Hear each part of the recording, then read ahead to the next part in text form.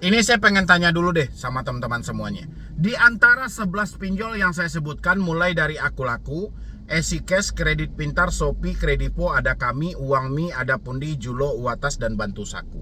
Untuk ada tersemat program OJK di dalam tubuh Asosiasi Fintech Pendanaan Indonesia. Kenapa OJK malah begitu lepas tangan aja? Halo, assalamualaikum warahmatullahi wabarakatuh. Selamat sore buat teman-teman semuanya, khususnya yang selalu menantikan video-video terbaru atau updatean terbaru dari channel Solusi Hutang MB. Bagaimana kabar Anda hari ini? Sehat atau tidak?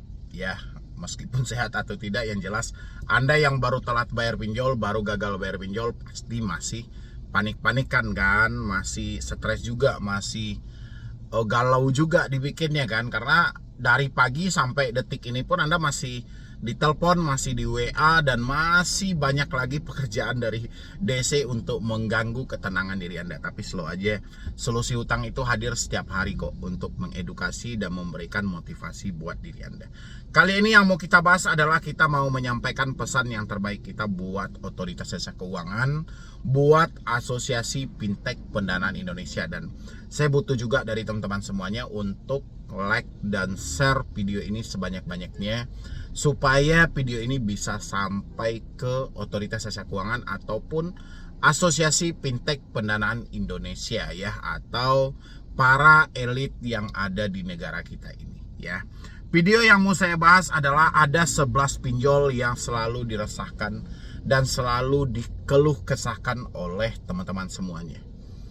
Ya, tapi sebelum saya lanjutkan untuk membahas videonya, buat teman-teman semuanya, terutama yang baru telat bayar, yang baru gagal bayar, yang baru jatuh tempo, yang baru juga yang dibilangnya saya baru galbay bang, saya belum ada pengalaman dan segala macam. Oke, silahkan Anda bergabung di grup WhatsApp Solusi Hutang MB. Anda tinggal klik tombol gabung yang ada di bawah nama channel.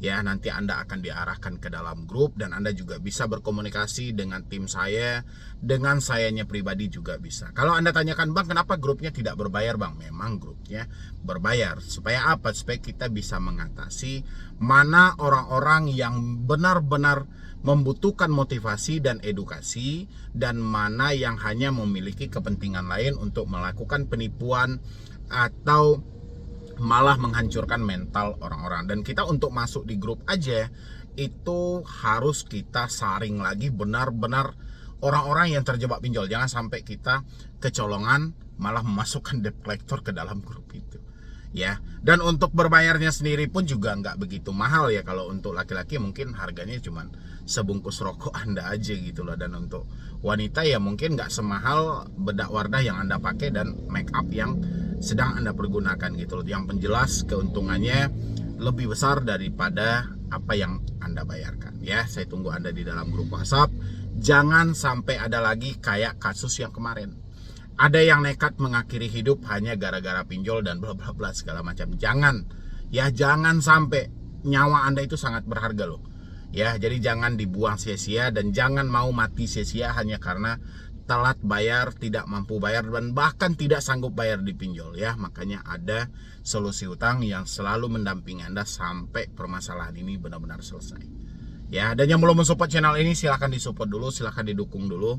Mudah-mudahan dari supportan dan dukungan Anda, channel ini masih direkomendasikan oleh YouTube kepada orang-orang berikutnya, supaya kita bisa mengantisipasi jangan sampai ada yang membuang nyawa sia-sia hanya sebatas telat bayar dan gagal bayar ya. Silahkan dulu.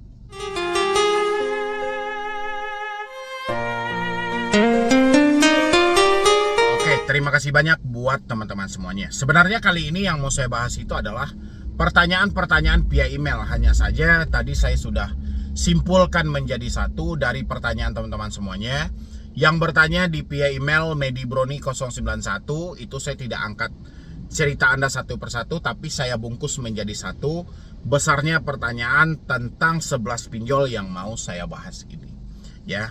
Pinjol yang paling pertama dikeluh kesahkan yang paling banyak banget itu di email pun saya masih melihat, padahal saya sering juga membahas itu. Bahkan mungkin aplikasi ini paling banyak saya bahas gitu loh, tapi orangnya makin banyak juga yang galbay di situ gitu loh ya. Yaitu yang paling pertama Akulaku ya. Mungkin siapa yang tidak kenal dengan Aku Laku, walaupun iklannya tidak begitu banyak ada di YouTube, tapi ini pinjol yang raksasa banget loh. Dan dia ada dua versi, versi Multifinance dan versi P2P Lending. Dia ada Aku Laku dan dia ada Asetku. Ya, walaupun dia agak jarang Anda temui. Anda beberapa kali buka YouTube saya, nonton video saya, Anda pernah nggak jumpain iklan Aku Laku? Ya, nggak pernah bang. Ya sudah. Tapi mereka adalah pinjol yang raksasa dan begitu banyak dikeluhkan dan begitu banyak orang yang meminjam di sana. Mungkin kehebatan dari marketingnya ya. Habis itu pinjol yang kedua adalah EasyCash ya. Kalau ini mungkin Anda sudah nggak heran lagi ya, hampir setiap hari Anda melihat iklannya dengan nomor Anda dipakai udah berapa lama, udah sekian lama dan bla bla segala macam. Banyak banget versi iklan dari EasyCash ini. Habis itu Kredit Pintar. Siapa yang tidak kenal dengan Kredit Pintar yang biasa Anda sebut dengan inisial KP. Ya, yang ketiga, yang keempat Shopee. Shopee mungkin Anda sudah nggak heran lagi ya. Yang kelima itu adalah pesaing berat dari Aku Laku, yaitu Kredivo. Ya, Kredivo mungkin dia juga hampir sama dengan Aku Laku, selain dia ada izin Multifinance dan dia juga ada izin P2P Lending. Ya. Dan untuk pinjolnya itu biasanya ada di Kredivest ya. Habis itu ada Kami. Anda juga sering kan nonton iklan dari Ada Kami. Bagaimana penawaran dari iklan mereka, luar biasa kan, sampai puluhan juta gitu ya. Habis itu Uangmi, Ada Pundi, Julo, Uatas, dan Bantu Saku. Itulah 11 pinjol yang mau saya bahas hari ini, dan saya pengen menyampaikan hal ini kepada Otoritas Jasa Keuangan atau Asosiasi Fintech Pendanaan Indonesia yang kita sebut AFPI ya. Kenapa saya bilangin hal ini selalu dikeluh kesahkan oleh teman-teman semuanya? Hampir banyak teman-teman yang terjebak di 11 pinjol ini. Kenapa saya selalu membahas 11 pinjol ini? Karena inilah yang selalu dikeluh kesahkan, inilah yang selalu dilaporkan dengan berbagai macam versi. Mulai dari penerapan bunganya, segi iklannya, sampai penagihannya, itu selalu dijelaskan atau dilaporkan oleh teman-teman semuanya melalui email di Solusi Hutang MB ya. Tapi sangat disayangkan ini terjadi dari pinjol legal. Kenapa harus sama saya dilaporkan? Kenapa tidak ke Otoritas Jasa Keuangan? Sebenarnya OJK masih mengawasi pinjol atau tidak ya? Karena kita khawatir aja ini 11 pinjol yang selalu dilaporkan oleh masyarakat. 11 pinjol yang cukup gencar-gencar dalam memasang iklan mereka hampir di semua platform internet. Dengan berbagai macam versi dari segi marketingnya. Dengan berbagai macam versi dari public figure yang membawakan iklannya. Ya, alhasil begitu orang-orang sudah meminjam di 11 aplikasi ini, itu selalu terjadi permasalahan. Mungkin permasalahan baik dari segi bunga, pola penagihan, penerapan denda, dan berbagai macam versinya. Apakah OJK tidak pernah membaca laporan dan pengaduan dari masyarakat itu? Saya aja mendapatkan email ya dari beberapa aplikasi ini yang ada. Itu banyak banget.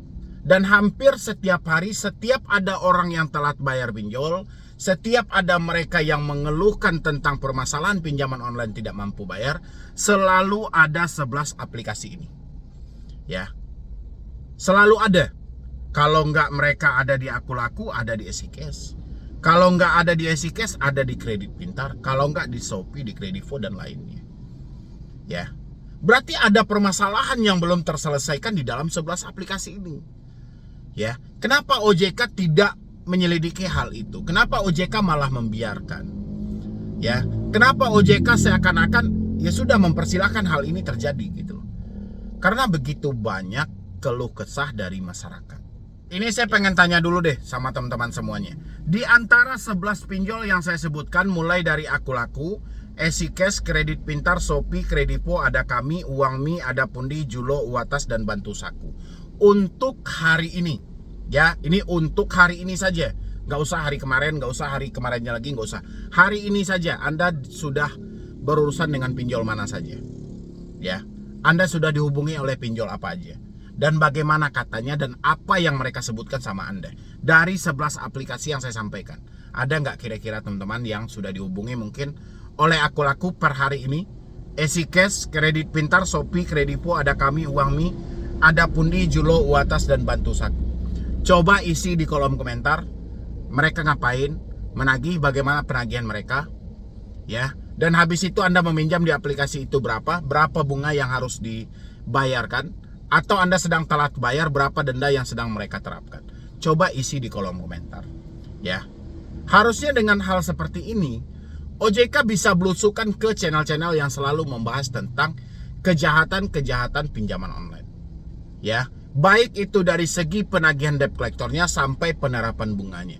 OJK harus mencari tahu hal itu, ya. Kalau OJK terlalu sulit untuk mencari tahu hal itu, OJK kan bisa buka ruang pengaduan, ya. Di 157 itu boleh dicek itu berapa banyak pengaduan tentang pinjol legal, ya. Silakan OJK buka. Tapi kenapa hal ini tidak pernah ditanggapi? Kenapa hal ini tidak pernah ditindaklanjuti? Ya, kalaupun ditindaklanjuti, apa hasilnya? Kenapa hal ini selalu terjadi lagi dan terjadi lagi? Ini kasus bukan kasus baru. Bahkan yang paling parah sekarang, ketika dia melakukan penagihan dari 11 aplikasi ini, ada juga yang tidak mau menyebutkan nama aplikasinya tapi mencaci maki. Ya. Ketika orang-orang melaporkan ke OJK, OJK selalu vonis ini pinjol ilegal. Mereka tidak sedang melaporkan pinjol ilegal, tapi mereka sedang melaporkan pinjol legal. Hanya saja mereka keterbatasan dalam melakukan penyelidikan. Kenapa mereka bisa tahu persis bahwa itu adalah pinjol legal? Karena yang mereka pinjam cuman pinjol yang ada 11 di aplikasi ini, ya. Tapi OJK selalu berdalih, wah mereka tidak menyebutkan nama aplikasi, berarti ilegal. Berarti tidak bisa itu diponis dari pinjol ini, pinjol ini, pinjol ini. Apa OJK tidak mempunyai akses atau tidak mempunyai IT untuk melacak nomor handphone tersebut? Atau melacak dari email tersebut? Ya. Dan inilah yang sangat disayangkan dari Otoritas Jasa Keuangan. Pinjol ini kan diadakan, bukan ada sendiri. Ya. Ini kan OJK yang ngatur. Kenapa pinjol ilegal bisa menjadi statusnya legal? Itu OJK yang ngatur, ya. Sebelum mereka menjadi legal, sejak mereka berstatus ilegal ke legal, OJK pernah merevisi benar-benar nggak atau melihat bagaimana program mereka sebenarnya sebelum disajikan ke masyarakat, ya. Kenapa begitu disajikan? Setiap kali ada orang yang meminjam di pinjol, ending akhirnya selalu bermasalah, ya. Dia pinjam di aplikasi ini, beberapa hari ke depan bermasalah. Bermasalah dengan bunga, bermasalah dengan penagihan, bermasalah dengan data mereka. Kenapa gitu loh? Harusnya ini kan jadi pertanyaan besar dari Otoritas Jasa Keuangan. Kalau OJK sampaikan, kita kan sudah bentuk asosiasi fintech pendanaan. Itu kan sudah urusan mereka, oke. Yang membentuk AFPI itu siapa? OJK bukan. Yang menunjuk AFPI sebagai kiblat dari P2P lending itu siapa? OJK atau bukan? Berarti OJK. Berarti banyak sedikit. Pasti ada tersemat program OJK di dalam tubuh Asosiasi Fintech Pendanaan Indonesia. Kenapa OJK malah begitu lepas tangan aja? Begitu terbentuknya FPI, seakan-akan OJK, ya sudah, hal itu sudah diselesaikan oleh Asosiasi Fintech Pendanaan. Ya, jadi nggak ranah kita lagi dan bla bla segala macam. OJK hanya membaca data-data yang dikirim oleh asosiasi aja. Ya. OJK coba deh diselidikin gitu loh.